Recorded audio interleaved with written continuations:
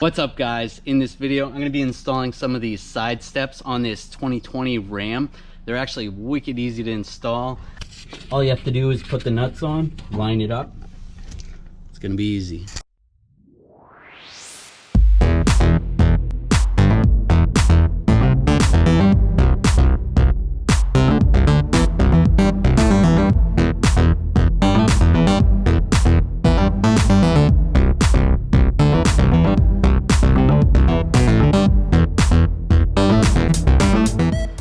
Alright, so those are good.